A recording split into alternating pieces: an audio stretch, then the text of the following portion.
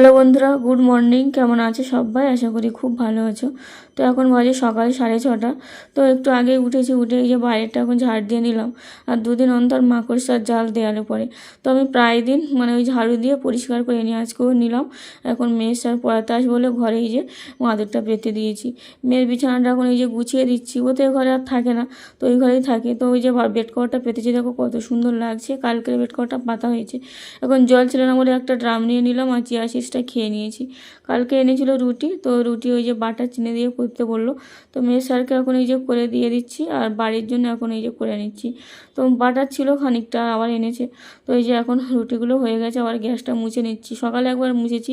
তো আমি রান্না করতে করতে এই ঘড়ি এদিকে ফ্রিজগুলো দেখি মেয়ে ওই যে জামা কাপড় মেলার জন্য যে ছোটো ছোটো ক্লিপ কেনা হয় না, তো দুটো দেখি ওই যে ফ্রিজের মধ্যে ঢুকিয়ে রেখেছে। তো মাংস কালকের খানিকটা ছিল, আর ওই যে ভাই এসেছিলো পরীক্ষা দিতে, তখন কিছুটা মাংস রেখেছিলাম ফ্রিজের মধ্যে, সেটাই বের করে নিয়েছি।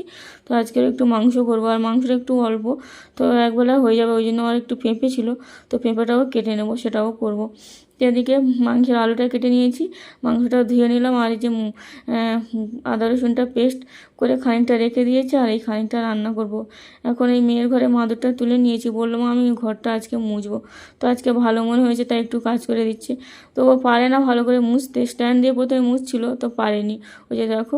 তো এদিকে আমি ওই দারচিনি খাচ্ছিলাম। গোটা গরম মশলার মধ্যে দারচিনি থাকে না, আমার খেতে খুব ভালো লাগে। তো ওই যে খাচ্ছিলাম, আর দেখো মেয়ে প্রথমে স্ট্যান্ড দিয়ে মুছে পারেনি, আবার ওই যে নেতা দিয়ে আবার মুছছে। এখন এই যে পেঁপে কেটে নিয়েছিলাম, সেটা এখন সিদ্ধ করতে বসিয়ে দিয়েছি, ওর সঙ্গে আলুও দিয়েছি। এদিকে একটা গড়ি এসে ঘাস খেতে এসছে, আর আমাদের ওখানে আর্থিন আছে, তো ওই জন্য তাড়িয়ে দিচ্ছিলাম। আর এই যে আমার পেঁপের তরকারিটাও হয়ে গেছে, তো রান্না বান্না হয়ে গেছে। আর এখন বেসিনগুলো পরিষ্কার করছি। তো এই বেসিনটা ওই যে অ্যাসিড পড়েছিল, সেখান থেকে ওই দাগটা আর ওঠে না। এই সাদা বেসিনটা তো তেমন ইউজ হয় না, তাও পরিষ্কার করতে হয়, কেমন একটা দাগ হয়ে যায়। তো পরিষ্কার করে নিয়েছি।